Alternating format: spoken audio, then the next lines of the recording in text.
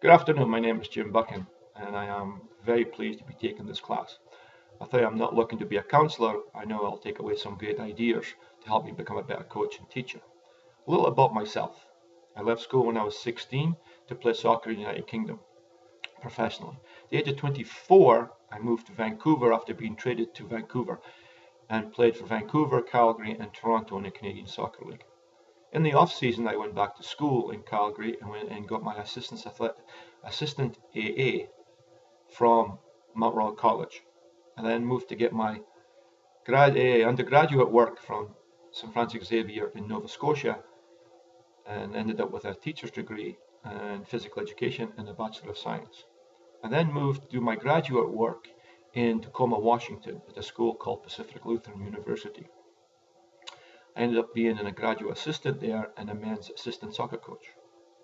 After I graduated from PLU, I took an opportunity for a job at a small school called Mesa State College, which is in Colorado, in a small town called Grand Junction. I ended up being assistant professor there and also the women's soccer coach. The time I was there, we were very successful. 5 times we were in the top 10 in the United States. My next move was to Ohio, where I came to Lake Erie College to be an assistant professor and the director of coaching for soccer for the school. It was a very interesting time for me, and it caused me to question myself on many occasions, but it did make me a stronger person. I left Lake Erie College to become a director of coaching for a club in Mentor. And also I started working with kids with autism doing their phys ed and motor development program. This is one of the most challenging things I've ever had to do. With no experience except the help of the principal and fellow teachers, I began the journey with 16 students. At present, our enrollment is 65. I have learned to think outside the box and break down each segment of my movement to help these kids understand physical education. One interesting thing about me is that I have 3 passports. I have a European passport, a Canadian passport, and a United States passport.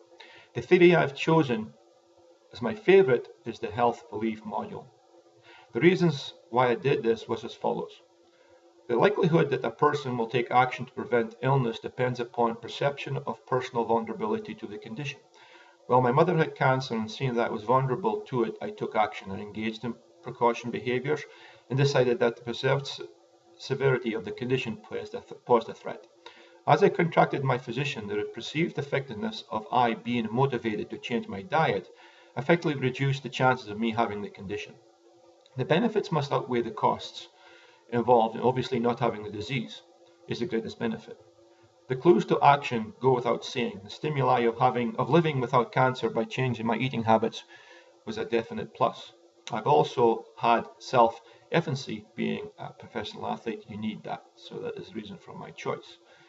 The theory, at least, that I liked the least was a stimulus response. The reasons why the important goals of this are so students learn changes that are internal, cognitive, which cannot be directly observed. It also has limits, as many students have found that no evidence of formal thinking could be found.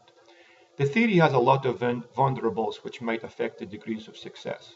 For example, in the workforce and the attention of safe behavior at work, if with the reliance of employee reporting, this might create a fear for employees that argue that employees may feel inhibited against reporting injuries or near misses for fear of being blamed for causing them.